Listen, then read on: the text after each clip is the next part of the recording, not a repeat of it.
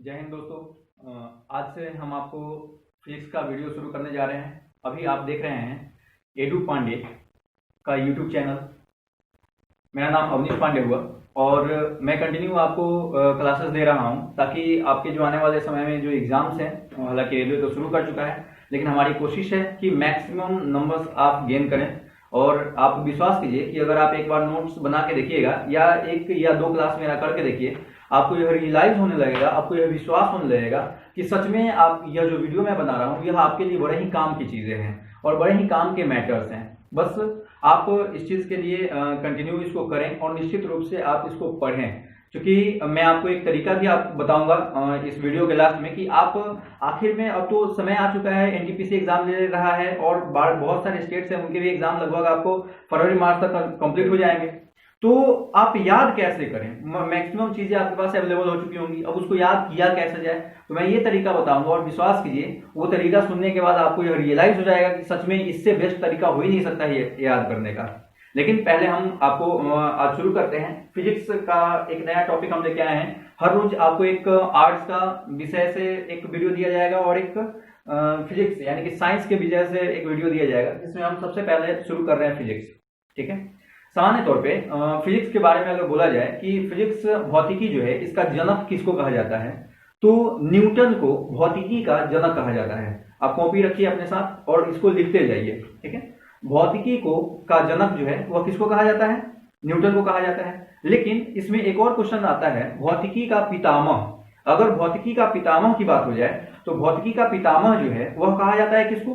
वह कहा जाता है आर्किमिडीज को। ठीक है, जिन्होंने उत्प्लवन का सिद्धांत दिया था उनको भौतिकी का पितामह कहा जाता है। ठीक है, खैर अब आते हैं हम लोग फिजिक्स के ऊपर। हमको जो चीजें पढ़नी है, सबसे पहले आप यह देखिए कि आखिर भौतिकी जो होता है उसका डिफिनीशन क्या है।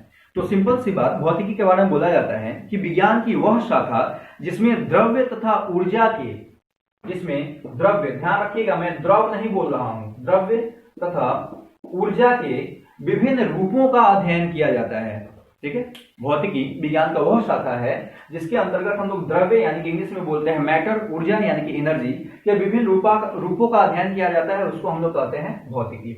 अब एक चीज ध्यान दीजिए, जो द्रव्य है और ऊर्जा है ये दोनों एक दूसरे से डिफरेंस है, ये दोनों एक दूसरे के अपोजिट हैं। जैसे द्रव्य, इस दुनिया में जितने भी पदार्थ हैं वो सारे के सारे द्रव्य हैं, क्योंकि द्रव्य का एक सीधा सीधा डिफिनेशन होता है कि जो स्थान घेरती है उसको हम लोग क्या कहते हैं? द्रव्य कहते हैं। नॉर्मली अगर हम द्रव्य का आपको डिफिनेशन दें तो वह वस्तु जो स्थान घेरती है तथा जिसमें द्रव्यमान होता है तथा जिसके अस्तित्व का ज्ञान हम प्रत्यक्ष या अप्रत्यक्ष रूप से कर पाते हैं, उसको क्या बोलते हैं?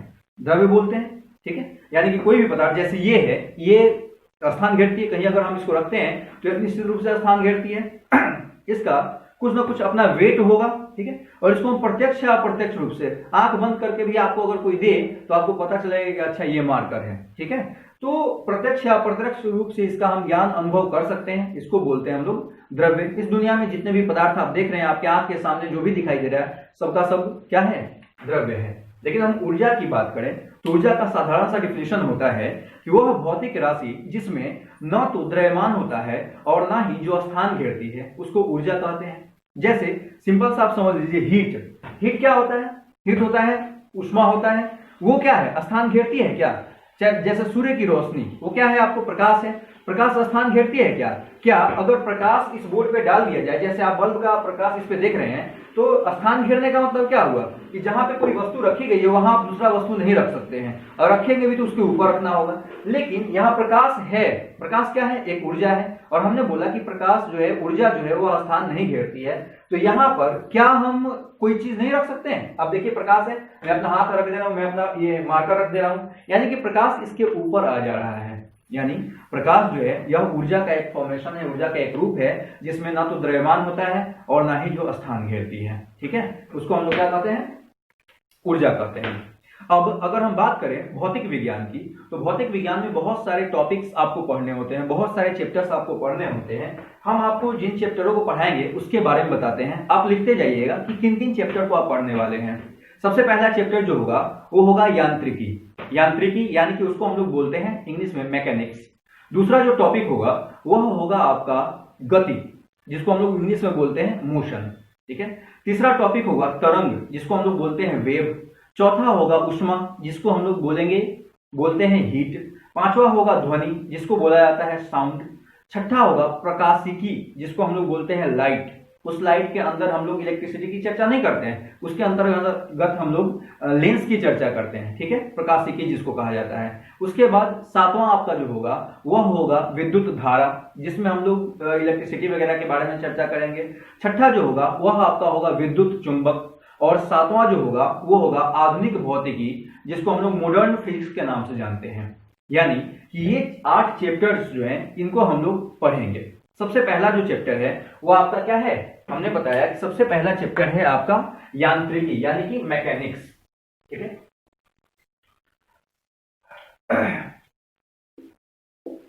यांत्रिकी इसको हम लोग बोलते हैं मैकेनिक्स।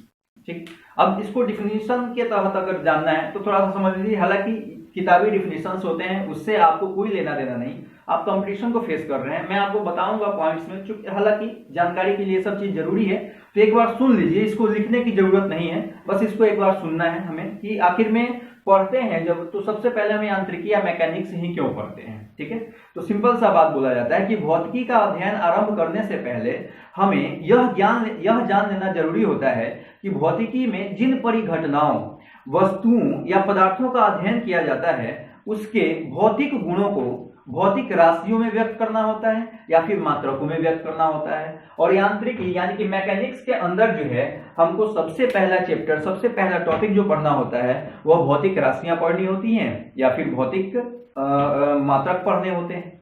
ठीक है, अब भौतिक राशि और भौतिक मात्रक जब आप बुक्स पढ़ेंगे तो आपको एक कंफ्यूजन हो जाएगी। हालांकि गलती ऐसा नहीं मैं बोल रहा हूं कि बुक्स की गलती है, लेकिन उसमें इतने टफ डिफिकल्ट वर्ड्स इस्तेमाल किए होते हैं, डिफिकल्ट शब्द इस्तेमाल किए होते हैं कि उसको समझने में थोड़ी हमको तकलीफ होने लगती है, हमको आई मीन कि बच्चों को। लेकिन हम आपको एकदम साधारण सिंपल शब्दों में इन सब चीजों को यहाँ पे समझाएंगे, आपको कहीं भी किसी भी प्रकार का कोई प्रॉब्लम नहीं होने जाएगा। ठीक है, सबसे पहले हम लोग समझ लेते हैं भौतिक राशियों के बारे में। उसके पहले आप देखिए, आपने सुना होगा MKS पद्धति, आपने सुना होगा CGS पद्धति, आपने सुना होगा FPS पद्धति। ये सारी क्या है, ये राशियां हैं जिनके द्वारा हम किसी भी चीज को मापते हैं। जैसे MKS पद्धति जो है, M का मतलब होता है मीटर, K का मतलब होता है किलोग्राम, S का मतलब होता है सेकेंड, यानी कि मीटर किलोग्राम सेकेंड प्रणाली को हम लोग बोलते हैं MKS पद्धति। अपने भारत में सामान्य तौर पे ये आज के टाइम में भी इस्तेमाल होता है। CGS जो होता है इसको बोलते हैं सेंटीमीटर, ग्राम और सेकंड प्रणाली, यानी कि लंबाई मापने के लिए हम लोग सेंटीमीटर का प्रयोग करते हैं, द्रव्यमान मापने के लिए ग्राम का और समय मापने के लिए सेकंड का प्रयोग करते हैं। ये भी अपने भारत में इस्तेमाल होता है। जैसे ये मीटर है किलोग्राम, यानी कि बड़ी राशियों को मापने के लिए इसका इस्तेमाल हम लोग करते हैं। और छोटी मात्रा में, अगर कम मात्रा में कोई सामान हम लेते हैं तो उसको मापने के लिए हम लोग किसका इस्तेमाल करते हैं, CGS मात्रा का इस्तेमाल करते हैं। जबकि आप अगर ब्रिटेन में जाएंगे तो वहां पे FPS प्रणाली का इस्तेमाल होता है। लेकिन ठीक है, सारे देश अपना अपना मात्रक इस्तेमाल करते हैं, लेकिन सबसे बड़ी समस्या कब हो जाती है, आयात और निर्यात के समय में। जैसे अगर गर्मी का समय है तो कुछ चीज ऐसा होता है जो फैलता है, एक्सपेंड करता है, प्रसार करता है। अगर मान लिए यहां से घी को तौल करके हम ब्रिटेन में भेजते हैं, तो वहां पे जाने के बाद चूंकि वहां पे ठंड होती है, उत्तरी ध्रुव के ज्यादा नजदीक होने के कारण, तो वहां पे हमारा घी सिकुड़ करके कम हो जाएगा। लीटर में अगर मापा जाएगा तो वहां पे जो है उसकी मात्रा घट जाएगी, जिसके कारण सारे दुनिया के लोगों ने, चूंकि व्यापारिक संबंध बनाए रखना तो जरूरी है किसी भी देश की अर्थव्यवस्था के सुधार के लिए, तो सारे कंट्रियों ने मिलकर के क्या किया। अब यहां से आपके एग्जाम के व्यू से पॉइंट्स आएंगे। उन्होंने एक बैठक किया। यह बैठक कब हुआ, 1960 में एक अंतरराष्ट्रीय बैठक हुई, जिसके अंतर्गत इन सभी ने एक चीज को स्वीकार किया कि हम लोग जो पर्सनली MKS, CGS, FPS इस्तेमाल करते हैं वो करें, लेकिन इंटरनेशनल लेन देन के लिए अगर हम एक ऐसा यूनिट नहीं बनाएंगे जिसके कारण कि कहीं भी कोई सामान जाए उसमें किसी प्रकार का प्रसार ना हो, ना ही वो ठंडी के टाइम में सिकुड़ करके कम हो, तो उसके लिए इन लोगों ने मिल करके 6 प्रकार की राशियों को जो है सो स्वीकार किया। ठीक है, 6 प्रकार की राशियों को स्वीकार किया। अब सिंपल सी बात है कि राशियों को स्वीकार किया, इसको मापने के लिए हमको मात्रक की जरूरत होगी, वो हम थोड़ी देर के बाद चर्चा करेंगे। पहले बस केवल इतना समझते हैं कि 1960 में हम लोगों ने 6 प्रकार की राशियों को मात्रक के रूप में स्वीकार किया, जबकि इससे पहले हम सारी कंट्रियां अपना 3-3 इस्तेमाल करती थी। लेकिन 1972 में यानी कि 1972 में एक और बैठक हुई और उस बैठक में क्या किया गया कि एक और मात्रा को इसमें इंक्लूड कर दिया गया, जिसको हम लोग बोलते हैं पदार्थों की मात्रा। ठीक है, पदार्थों की मात्रा जो है, पदार्थों की मात्रा, इसको भी क्या किया गया कि 7वां मात्रक के रूप में, 7वां एसआई मात्रक के रूप में यानी कि इंटरनेशनल सिस्टम के रूप में स्वीकार किया गया, और जिसका मात्रक होता है MOL। ठीक है, मूल होता है इसका मात्रक, यह क्या है आपका 7वां है। यानी कि आज के टाइम में अगर आपसे यह पूछा जाए कि वर्तमान समय में हमारे पास एसआई यूनिट्स की संख्या कितनी है, एसआई मात्रकों की संख्या कितनी है, एसआई मूल मात्रकों की संख्या, तो उसकी संख्या जो है 7 है। जबकि 1960 से लेकर के 1972 से पहले तक हमारे पास इसकी संख्या कितनी थी, 6 थी, लेकिन प्रेजेंट टाइम में इसकी संख्या हो गई है 7। यानी कि यहाँ पे आपको 2 बात याद रखना है, क्या क्या 3 बात, कि 1960 में पहली बैठक अंतर्राष्ट्रीय स्तर पर हुई थी जिसमें 6 प्रकार के मूल राशियों को स्वीकार किया गया था, जबकि दूसरी बैठक आपको 1972 में हुई, इसमें एक और मूल राशि जिसको बोलते हैं पदार्थों की मात्रा, उसको स्वीकार किया गया, जिसके कारण 1972 के बाद हमारे पास मूल राशियों की संख्या जो है वह बढ़कर के कितनी हो गई, वह बढ़कर के हो गई 7। अब थोड़ा सा हम लोग देखते हैं कि मूल राशियां क्या होती हैं, मूल मात्रक क्या होते हैं। आप बार बार सुन रहे होंगे मूल राशि मूल मात्रक के बारे में, लेकिन समझ में थोड़ा सा नहीं आ रहा होगा, हो सकता है, हालांकि आप अगर पढ़े होंगे तो आपको पता होगा, लेकिन मैं मान के चलता हूं कि आप अभी इन सब चीजों के लिए अनजान हैं। ठीक है, इस आधार पर मैं मान के चलता हूं और आपको समझाने की कोशिश करता हूं। जैसे हमने बोला कि मूल राशियों की संख्या कितनी हो गई है, मूल राशियों की संख्या जो है वह हो गई है प्रेजेंट टाइम में 7। अब राशियां,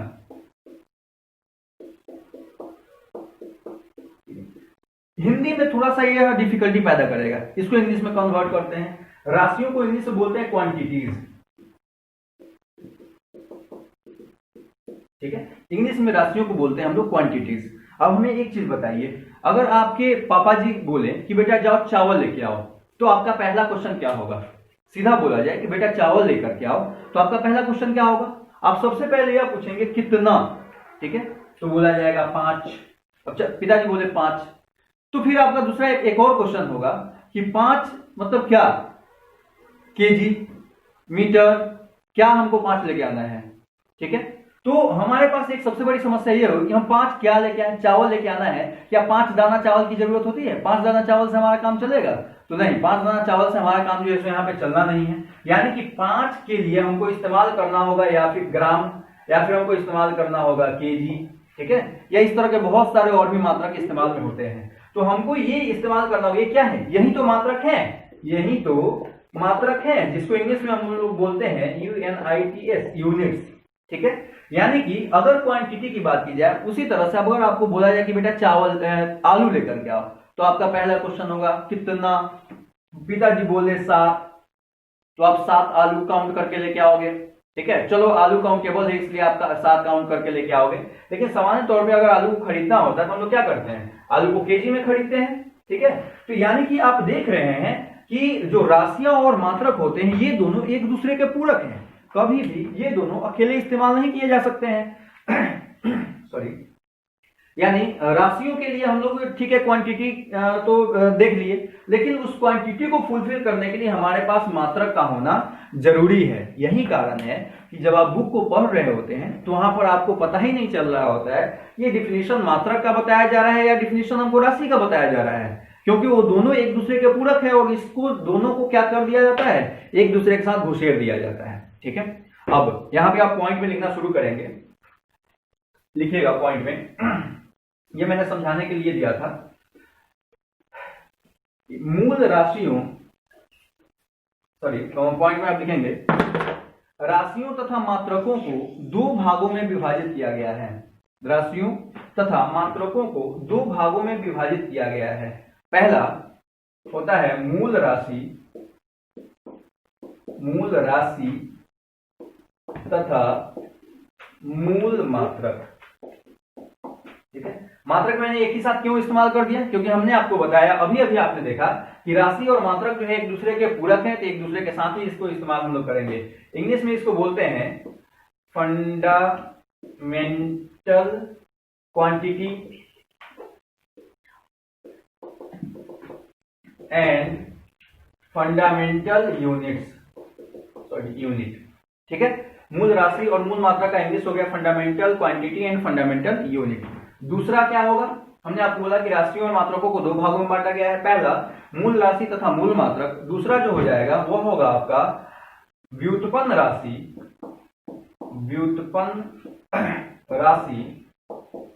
तथा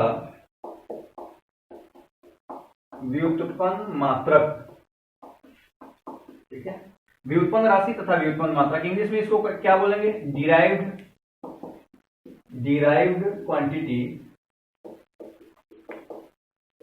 एंड डिराइव्ड यूनिट।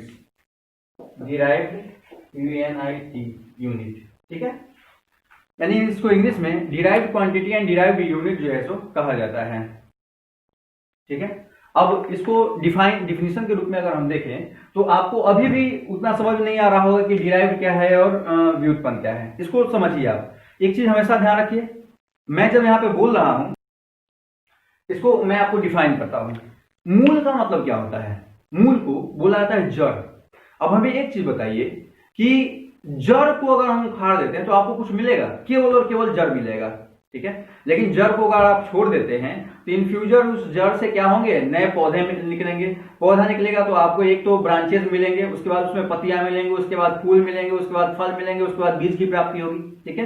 तो मूल का मतलब समझिए, यानी कि वैसी राशियां या वैसा मात्रक, आप डिफिनीशन में लिखिएगा, मूल राशि या मूल मात्रक का मैं बोल रहा हूं, वैसी राशि या वैसा मात्रक जिसको किसी भी विधि द्वारा दो या अधिक भागों में नहीं बांटा जा सकता है या दो या अधिक राशियों में नहीं बांटा जा सकता है, उसको क्या बोलते हैं, मूल राशि तथा मूल मात्रक बोलते हैं। ठीक है। अब ये आप लिख चुके होंगे, नीचे वाला थोड़ा सा हो सकता है ब्राइटनेस के कारण नहीं दिख रहा हो, यहाँ पे लिखा हुआ है व्युत्पन्न राशि तथा व्युत्पन्न मात्रक, इंग्लिश में बोलते हैं derived quantities and derived unit. ठीक है। अब इसको हम लोग थोड़ा सा ठीक कर लेते हैं, क्योंकि राशि और मात्रक जो है उसको देख लेते हैं पहले, मूल राशि और मूल मात्रकों को। हमने अभी बोला कि एक सम्मेलन हुआ था, एक बैठक हुआ था। उस बैठक में क्या किया गया था, उस बैठक में 7 प्रकार की राशियां और मात्रक को जो है मूल माना गया था, यानी कि एसआई माना गया था, स्टैंडर्ड यूनिट माना गया था। ठीक है। अब उन 7 का हम लोग नाम लिख लेते हैं, क्या क्या है वो। एक साइड में आप लिख लीजिएगा मूल राशि, दूसरे तरफ मूल मात्रक। मूल राशि में आप लिखिए लंबाई, इसका मात्रक क्या हो जाएगा, लंबाई जो है इसका मात्रक क्या होगा, इसका मात्रक होगा आपका मीटर। उसके बाद द्रव्यमान, इसका मात्रक क्या हो जाएगा, केजी। उसके बाद समय, इसका मात्रक क्या हो जाएगा, सेकेंड। उसके बाद ताप, इसका मात्रक हो जाएगा केल्विन। ध्यान रखिएगा ये स्मॉल है या कैपिटल है, इसका ध्यान रखना जरूरी है। मैंने इनका हिंदी नहीं लिखा, लेकिन इसका हिंदी इसलिए लिख दिया कि ताकि आपको ध्यान में रहेगा। उसके बाद ज्योति तीव्रता, ज्योति तीव्रता जो होती है वो क्या होती है, ज्योति तीव्रता जो है वो उसका मात्रक क्या होता है, उसका मात्रक होता है candela. CD small c small d से इसको डिनोट करते हैं, कैंडेला। कितना हुआ, 5 हुआ। उसके बाद पदार्थ की मात्रा, जिसको हमने माना था अभी, पदार्थ की मात्रा जो है इसको कब स्वीकार किया गया था, तो इसको स्वीकार किया गया था 1972 में। इसका होता क्या है, होता है मोल, MOL इसको डिनोट करते हैं। और एक और है 7वां, वो क्या हो जाएगा आपका विद्युत